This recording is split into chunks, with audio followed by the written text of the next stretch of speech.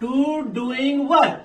आप जितना काम करने की आपकी जितना क्षमता होगा वही ना आपका ये पावर, डूइंग वर्क, यही ना पावर कहलाएगा।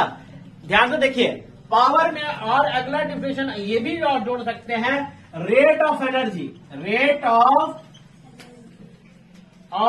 एनर्जी, एनर्जी कंज्यूशन, यानी कि जितना आप एनर्जी कंज्यूम कर पाते हैं वही हमारा पावर है। पावर बराबर आप जो लिखेंगे पी बराबर, पावर का एसआई यूनिट पहले देख लेते हैं। एसआई यूनिट क्या होता है पावर का? वाट। वाट लगा दिया, नहीं क्या उसने पावर देख के वाट लगा दिया, ये याद रखिएगा, हमेशा वो याद रहेगा, है ना। आदमी बोलता है यार क्या उसका वाट लगा दिया, क्या उसका वाट लगा दिया, मतलब मार कर थूर दिया ना ये। तो उसी तरह से एनर्जी लगाया होगा, तो एनर्जी है दैट मीन्स पावर है।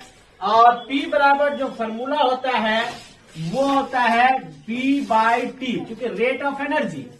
आप सुनिए ध्यान से, यहीं से अगर क्या क्लियर हो जाएगा, कह रहा है रेट ऑफ एनर्जी। अच्छा, रेट ऑफ एनर्जी या रेट ऑफ वेलोसिटी अगर हम बात कर रहे हैं, रेट ऑफ वेलोसिटी बात करते हैं तो क्या कहते थे, याद है ना, डिस्टेंस बाय टाइम। उसी तरह से रेट ऑफ एनर्जी यानी समय के अनुसार उसकी एनर्जी बदल रही है, बराबर एनर्जी कंज्यूम कर रहा है। एनर्जी बराबर क्या होता है? टी, और एनर्जी जो होता है वो वर्क के बराबर होता है। अब यहां पर W बराबर अगर क्रॉस मल्टीप्लिकेशन कीजिएगा, यानी पावर बराबर, एक तो ये फॉर्मूला हो गया कि नहीं हो गया। अब आगे भी पावर के बराबर अगर W बराबर आप क्या जानते हैं? F इंटू एस जानते होंगे। एक ये भी फॉर्मूला हो सकता है ना। एक ये भी फॉर्मूला हो सकता है, F बराबर क्या जानते हैं? Mass into acceleration into S बटे टी। तो एक फॉर्मूला पावर का ये भी निकल गया, मास इंटू एक्सेलरेशन बटे टाइम। यानी देख लीजिए, आपको मेनली याद रखना है ये फॉर्मूला, P बराबर W बटे T। लेकिन ये सब फॉर्मूला इसी से ड्राइव किया हुआ फॉर्मूला है। तो अब आपको न्यूमेरिकल जब देता है ना, तो वहां पर ये सब यूज करने में आसानी हो जाएगा। क्लियर? यहां तक कोई डाउट है? तो पावर बराबर आप समझ चुके हैं। तो अब उसके बाद अगर एक क्वेश्चन है, दूसरी बात, एक क्वेश्चन को हम शॉर्ट क्वेश्चन ले लेते हैं। उससे पहले हम सोच रहे हैं कि यूनिट ऑफ पावर, ऐसा यूनिट हो गया ना। एसआई यूनिट के बाद अच्छा, एक वाट इक्वल टू होता है जो है 1 जूल। क्या होता है? 1 joule by 1 second. That means 1 joule 1 second क्यों लिखे पता है? पहले यहां समझिएगा। इस पे P बराबर क्या होता है? W बटे T। अरे भाई W एनर्जी है, इसका ऐसा मात्रा जूल होता है कि नहीं होता है? और इसका टाइम का 1 सेकंड ऐसा यूनिट है कि नहीं है? तो यही जूल पर सेकंड लिखे। अगर किसी ने डिफाइन करने बोल दिया कि डिफाइन करो, क्या डिफाइन करो?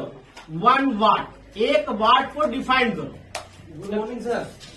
1 वाट को डिफाइन करो, तो उसको उनको बताइए कि 1 वाट को डिफाइन कीजिए। तो कैसे डिफाइन करेंगे कि किसी भी बॉडी पे 1 जूल, 1 सेकंड में 1 जूल एनर्जी जो कंज्यूम होता है, 1 सेकंड में 1 जूल जो एनर्जी कंज्यूम होता है वही हमारा 1 वाट है। क्योंकि आप डिफिनेशन से देखो, 1 जूल बाय 1 सेकंड हो रहा है ना, 1 जूल बाय 1 सेकंड। यानी कि 1 वाट, इसको आप कह सकते हैं कि अगर 1 जूल एनर्जी 1 सेकंड में अगर कंज्यूम कर रहा है तो उसे हम लोग क्या कहते हैं? वाट कहते हैं। क्या कहते हैं जी? वाट कहते हैं। उसी तरह से अगर हम दीगर यूनिट में बात करें, जो इलेक्ट्रिसिटी में यूज होता है, 1 किलोवाट बराबर 1000 वाट होता है। कितना होता है? 1000 वाट। चलिए, यानी कि 1000 वाट मतलब क्या हो गया? 1000 जूल पर सेकंड।